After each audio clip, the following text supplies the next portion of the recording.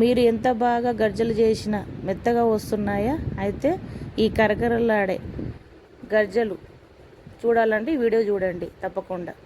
First ఒక bowl తీసుకొని అందులో గ్లాస్ మైదాపిండి, మీకు సీక్రెట్ అని చెప్పాను చూడండి. అయితే 1 స్పూన్ శనగపిండి, కొంచెం టేస్ట్కు సాల్ట్, తర్వాత 2 అంతా మిక్స్ చేసుకొని మంచిగా కలుపుకోవాలి. తర్వాత కొంచెం కొంచెం వాటర్ వేసుకుంటూ కలపాలి. మరీ మెత్తగా కాదు, మరీ గట్టిగా కాకుండా మీడియం. మనం మెత్తగా మన చపాతీ పిండిలాగా, కొంచెం చపాతీ పిండిలాగా కలుపుకోవాలి. సేమ్ మన పూరి పిండిలాగానే అనుకోండి.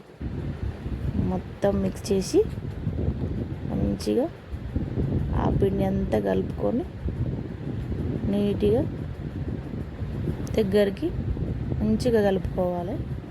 కలిపి మనం ప్రెస్ చేస్తూ కలుపుతూ ఉంటే అది ఇంకా లోపల మన బబుల్స్ లాగా వచ్చి మంచిగా మెత్తగా అవుతుంది. అప్పుడు మూత పెట్టేసి తర్వాత మనకు వాళ్ళకు మిక్చర్ రెడీ చేసుకోవాలి.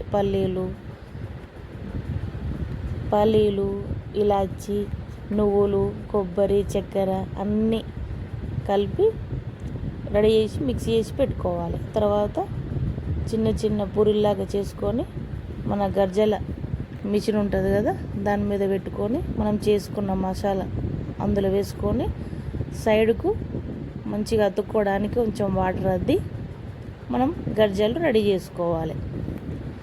ఎక్స్ట్రా ఉన్న పిండిని తీసేసి పక్కన వేసుకోవాలి. తర్వాత అది రెడీ అయ్యాక మంచిగా నీట్గా జాగ్రత్తగా తీసి ఒక ప్లేట్లో పొడిపిండి వేసి దానిపైన ఈ గర్జలు మనం రెడీ చేసుకున్న గర్జలు ప్లేట్ మీద పెట్టుకోవాలి. అంతే. తర్వాత మనం పొయ్యి మీద కడాయి పెట్టుకొని దాంట్లో ఆయిల్ వేడి చేసుకొని ఫస్ట్ నూనె మాత్రం బాగా వేడిగా ఉండాలి.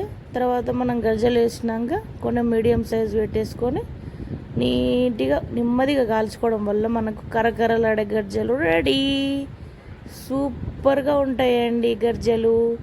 ఒక్కసారి ఈ వీడియో చూసి ట్రై చేయండి, చాలా బాగుంటాయి.